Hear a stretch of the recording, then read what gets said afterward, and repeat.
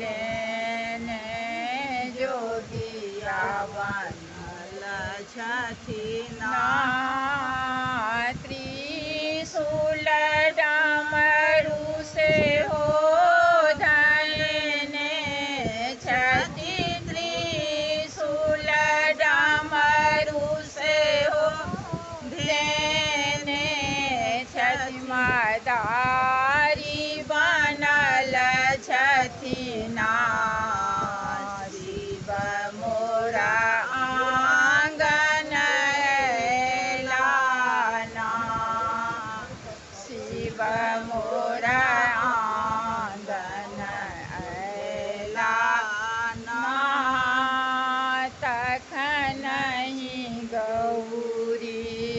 सखी सब कहलनि जोगिया के दियने बैलाई तखन ही गौरी सखी कहलनि जोगिया के दियने बैलाई तखन ओढ़र दानी भोला तखन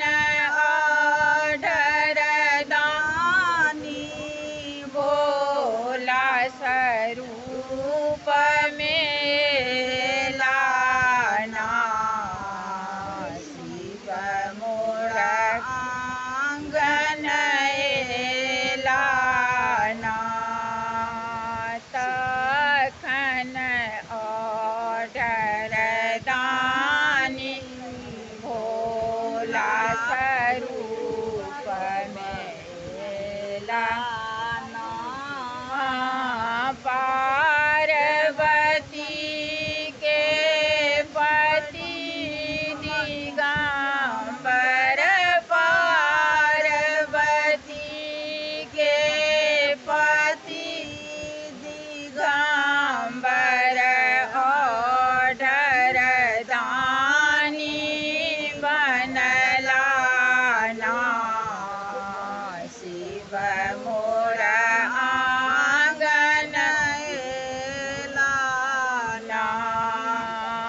असित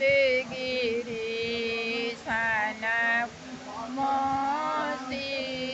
अछि समुद्र सन तमसिया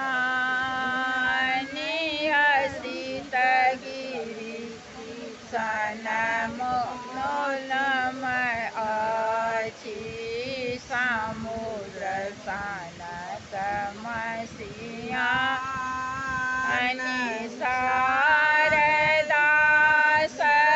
सर्वमान लिखै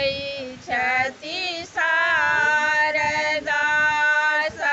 सर्वमान लिखै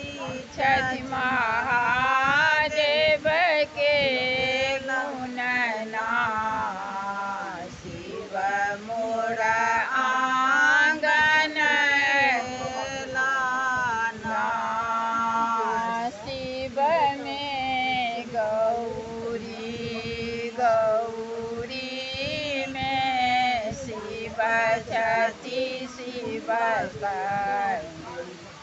छथिन